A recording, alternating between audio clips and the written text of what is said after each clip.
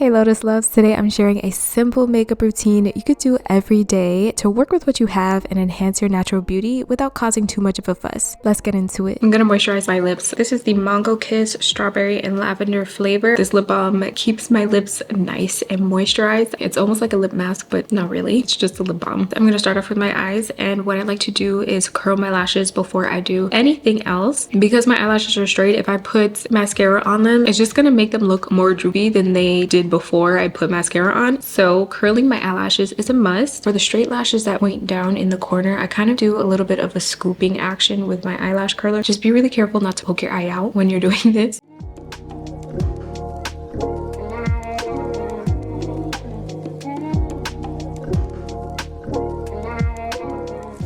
The mascara that keeps my eyelashes curled all day without me having to heat my blow dryer first and then curl my lashes is the Tower 28 Make Waves mascara. I recently got the sample size at Sephora and I was geeked to try it because there's so much hype, but y'all, it's actually worth the hype. It's very good, especially if you have lashes that have a hard time holding a curl. This is going to keep your eyelashes curled all day long. What I also like about this is that it's safe for sensitive eyes. It's also very buildable. As I'm putting it on, I'm kind of wiggling the wand up my lashes to get more product.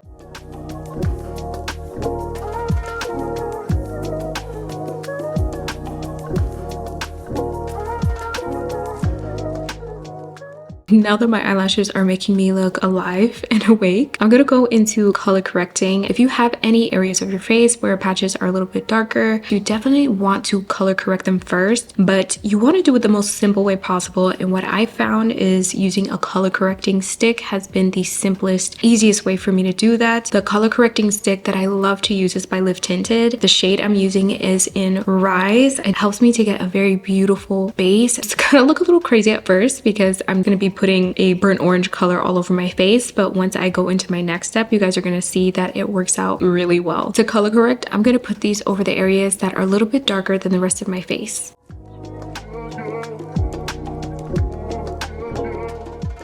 Now that I have it on all the areas that I know I want to neutralize, I'm just going to go with a very basic sponge. This one has been infused with hyaluronic acid. I like to couple this sponge with aloe vera water. I do have very sensitive, dry combination skin, so it's very helpful in making my skin appear really hydrated. Also, it helps the blending look a little bit more seamless.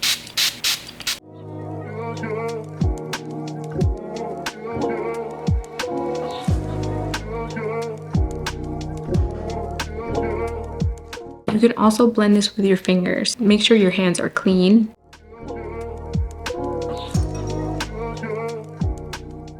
I know I look crazy, like I might have put too much, but sis, trust me. Next, I'm going to be using a tinted sunscreen. Honestly, this is such a victory for me because having sensitive skin that needs a mineral sunscreen over a chemical one has been an uphill battle to find for my skin tone. Now that I have a tinted sunscreen, this has made my life a million times easier. The one I'm going to be using and sharing with you guys is Tower 28 Sunny Days Tinted Sunscreen. You always want to put 2 finger lengths worth of sunscreen on your face. I'm going to be using 2 finger lengths worth of this. If you don't want to use as much tinted sunscreen, you could definitely go in with a sunscreen underneath this and go a little bit more light-handed with it. This is light to medium coverage, so it doesn't look super crazy if you were to put a lot of this on. Make sure you're wearing your sunscreen every day, especially if you have hyperpigmentation. Mineral sunblocks are really good at preventing them from getting worse.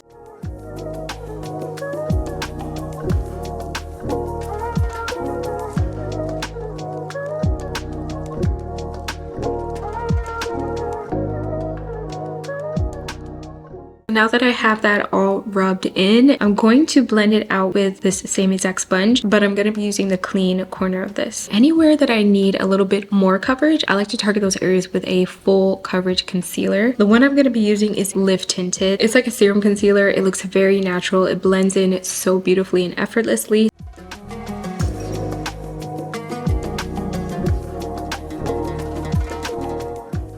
To blend out my concealer, I'm just going to use the same exact sponge, making sure not to use the orange side of this, but to use the top side where I blended out the tinted sunscreen. That way I don't get any orange mixed in with this. I want to look as glowy as humanly possible, so I'm going to add a little bit more of the aloe over my face and blend out the concealer.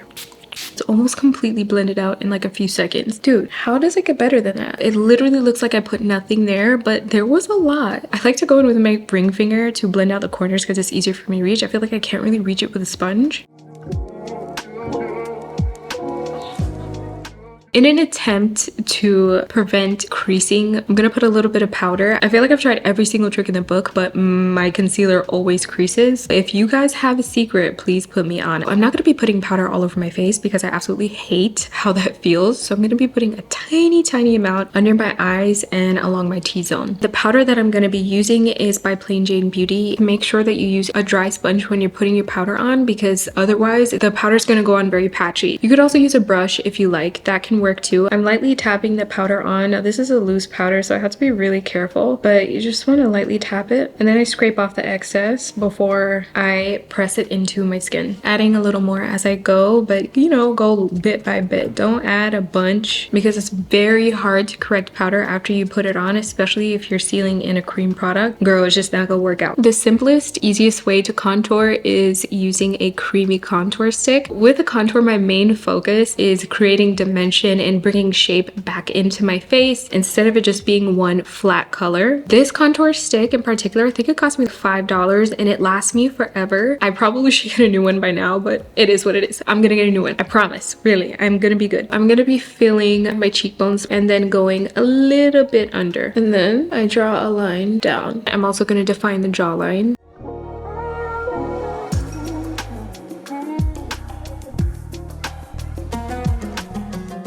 What I like to do for my nose is enhance the shape of it. I have a little bit of an upturned button nose, so I like to kind of exaggerate that a little bit with the contour. I know everybody's nose is different, so definitely do your own research, or you could also just do like me, experiment all the time and figure out what works. I'm basically going to be drawing a very sloppy circle around the tip of my nose and then 2 lines down the bridge of my nose. Let me show you what I mean. So first, I always start by the tip. This is the part where my nose already starts to kind of swoop out. And then around the tip, just a really lazy circle. It's kind of like I'm just highlighting the tip of my nose. And then I like to add the 2 lines. It's not anything perfect. We're gonna blend it out anyway. I'm gonna take the damp sponge now, take a clean corner of this and blend it out.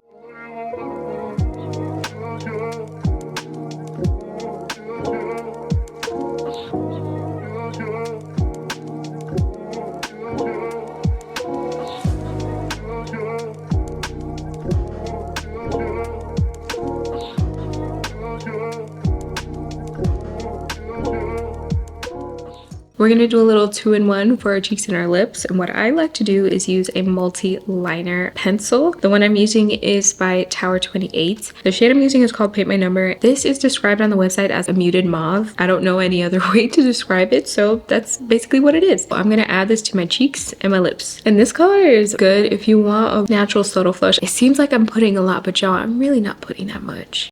Like, maybe I am. I don't know. And to blend this out, you literally can just use your fingers. So I'm going to show you how beautifully it blends out.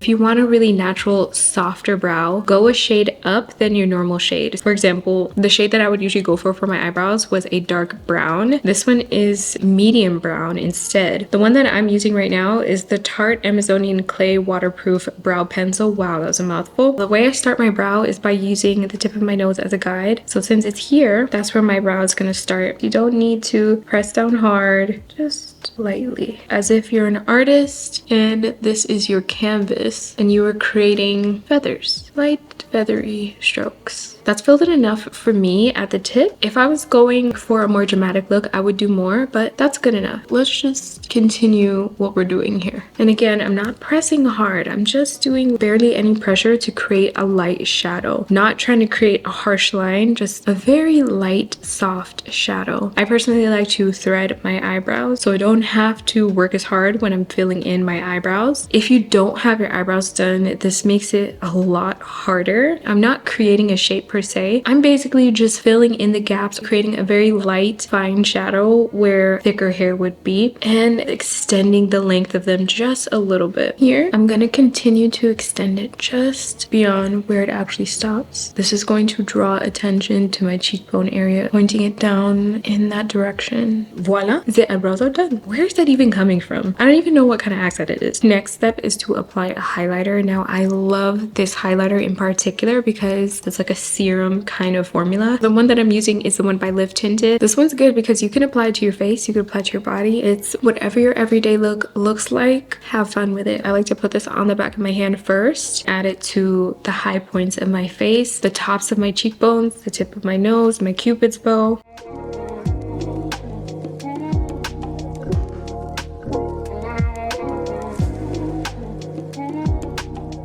If you want to add a little bit more shine, go in with a lip gloss.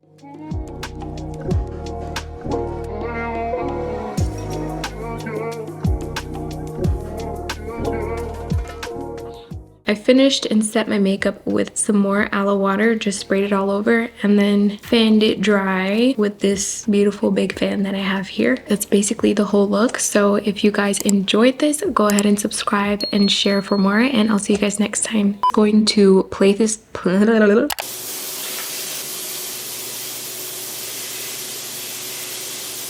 Whenever I need to wash and style my curly hair, maintain skin and body care all in one routine, my everything shower is what I count on to keep my weekly self-care in check. The night before my shower, I take a few minutes to oil my scalp. First, I massage it in for a few minutes and then I apply it to the length of my hair. I personally prefer to follow the Ayurvedic method of leaving the oil on overnight, and to do that, I loosely braid my hair and cover it with a satin-lined beanie before going to bed. I use quite a lot of homemade products in my beauty routines and I don't store them in the shower for that.